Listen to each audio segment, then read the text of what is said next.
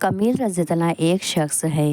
کہتے ہیں کہ حضرت علی کرم اللہ وجہہ کے ساتھ ایک مرتبہ جا رہا تھا۔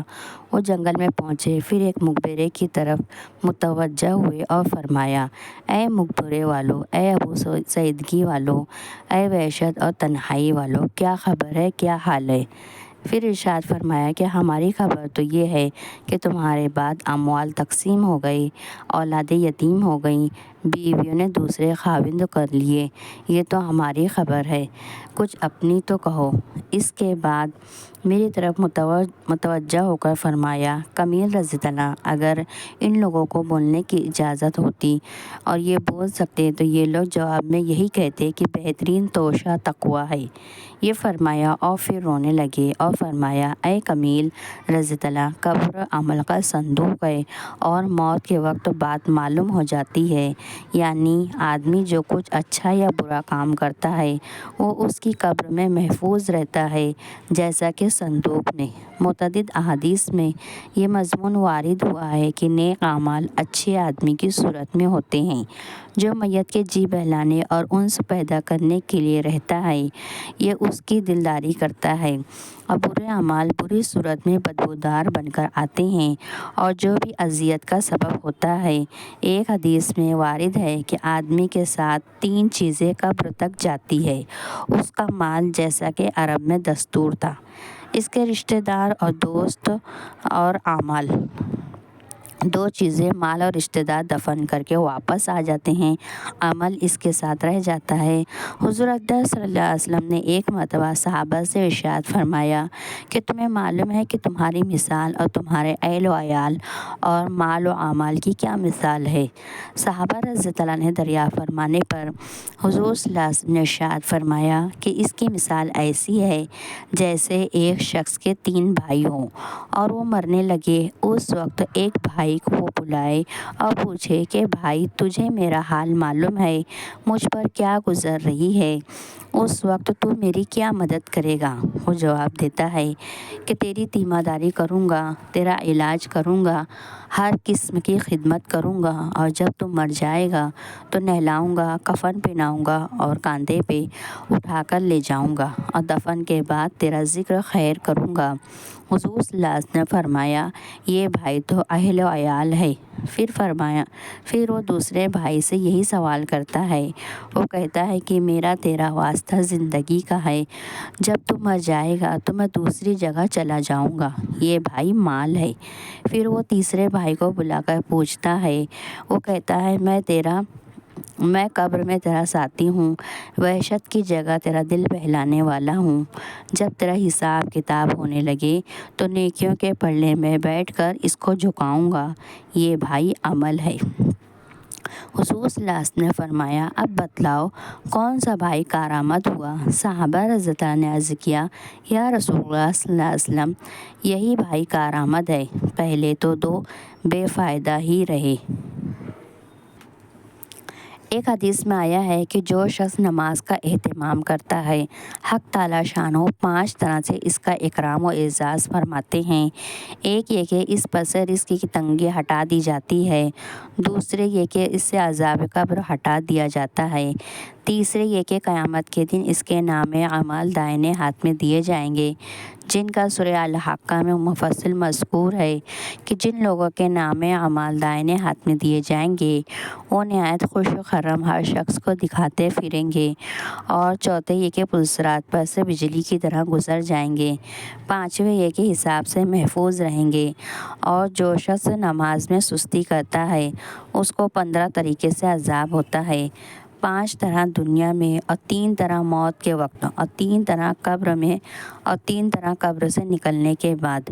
دنیا کے 5 تو یہ ہے کہ اول یہ کہ اس کی زندگی میں برکت نہیں رہتی، دوسرے یہ کہ صلح کا نور اس کے چہرے سے ہٹا دیا جاتا ہے، تیسرے یہ کہ اس کے نیک کاموں کا اجر ہٹا دیا جاتا ہے، چوتھے اس کی دعائیں قبول نہیں ہوتی، پانچویں یہ کہ نیک بندوں کی دعاؤں میں اس کا کوئی حصہ نہیں رہتا، اور موت کے وقت کے 3 عذاب یہ ہیں کہ اول ذلت سے مرتا ہے، دوسرے بھوکا مرتا ہے، تیسرے پیاس کی شدت میں موت آتی ہے، اگر سمندر بھی پی لے تو پیاس نہیں بجھتی، قبر کے 3 عذاب بھی ہیں۔ اول، اس پر قبر اتنی تنگ ہو جاتی ہے کہ پسلیاں ایک دوسرے میں گھس جاتی ہے۔ دوسرے، قبر میں آگ جلا دی جاتی ہے۔ تیسرے، قبر میں ایک سانپ اس پر ایسی شکل کا مسلط ہوتا ہے جس کی آنکھیں آگ کی ہوتی ہے اور ناخن لوہے کے، اتنے لمبے کہ ایک دن پورا چل کر ان کے ختم تک پہنچا جائے۔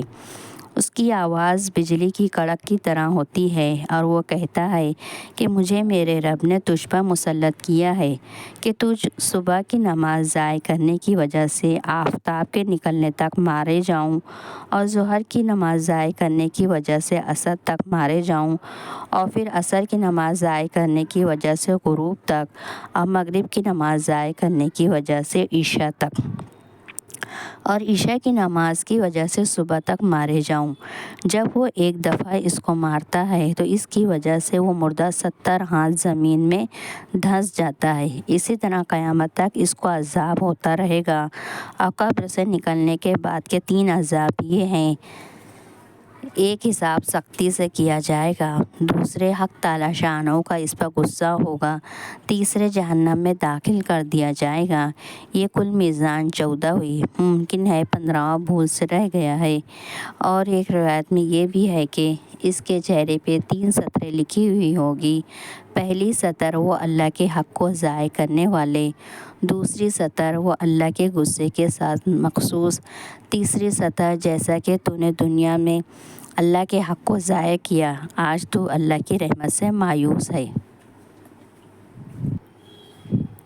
حضور صلی اللہ علیہ وسلم کا ارشاد ہے کہ قیامت کے دن حق تعالیٰ شانہ ارشاد فرمائیں گے کہ جہنم سے ہر اس شخص کو نکال لو جس نے لا الہ الا اللہ کہا ہو اور اس کے دل میں ایک ذرہ برابر بھی ایمان ہو، اور ہر اس شخص کو نکال لو جس نے لا الہ الا اللہ کہا ہو یا مجھے کسی طرح بھی یاد کیا ہو یا کسی موقع پر مجھ سے ڈرا ہو۔ اس پاک کلمے میں حق تعالیٰ شانہ نے کیا کیا برکات رکھی ہے، اس کا معمولی سا اندازہ اتنی بات سے ہو جاتا ہے کہ 100 برس کا بوڑھا جس کی تمام عمر کفر و شرک میں گزری ہو، ایک مرتبہ اس پاک کلمے کو ایمان کے ساتھ پڑھنے سے مسلمان ہو جاتا ہے، اور عمر بھر کے سارے گناہ زائل ہو جاتے ہیں۔ اور ایمان لانے کے بعد اگر گناہ بھی کیے ہوں تب بھی اس کلمے کی برکت سے کسی نہ کسی وقت جہنم سے ضرور نکلے گا۔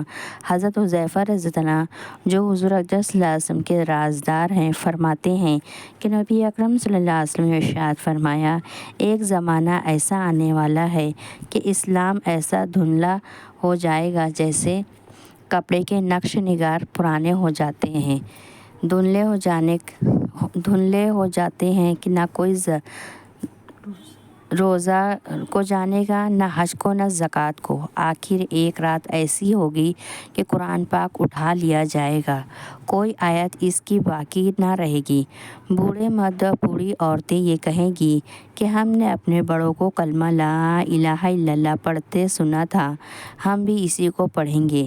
حضرت حذیفہ رضی اللہ عنہ کے ایک شاگرد نے عرض کیا کہ جب زکوٰۃ، حج، روزہ کوئی رکن نہ ہوگا تو یہ کلمہ ہی کیا کام دے گا؟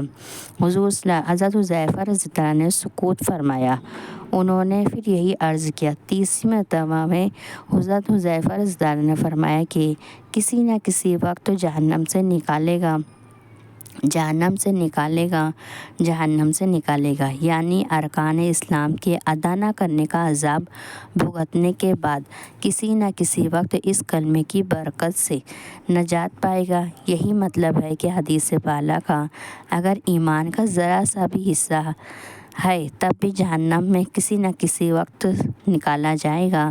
ایک حدیث میں ہے کہ جو شخص لا الہ الا اللہ پڑھے اس کو کسی نہ کسی دن ضرور کام آئے گا، گو اس کو کچھ نہ کچھ سزا بھگتنا پڑے۔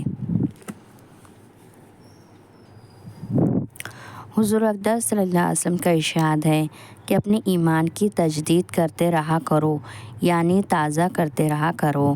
صحابہ رضی اللہ عنہ نے عرض کیا، یا رسول اللہ صلی اللہ علیہ وسلم، ایمان کی تجدید کس طرح کرے؟ ارشاد فرمایا کہ لا الہ الا اللہ کو کثرت سے پڑھتے رہا کرو۔ ایک روایت میں حضور اقدس صلی اللہ علیہ وسلم کا ارشاد وارد ہوا ہے کہ ایمان پرانا ہو جاتا ہے جیسا کہ کپڑا پرانا ہو جاتا ہے، اس لیے اللہ جل شانہ سے ایمان کی تجدید مانگتے رہا کرو۔ پرانے ہو جانے کا مطلب یہ ہے کہ معاصی سے قوت ایمانیہ اور نور ایمان جاتا رہتا ہے۔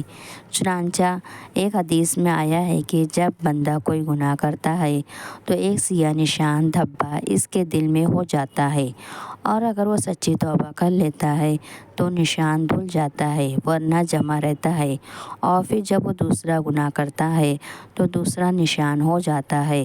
اسی طرح آخر دل بالکل کالا ہو جاتا ہے اور زنگ آلود ہو جاتا ہے، جس کو حق تعالیٰ شانہ نے سورۃ تفیف میں ارشاد فرمایا ہے، کلا بل ران علی قلوبہم ما کانوا یکسبون۔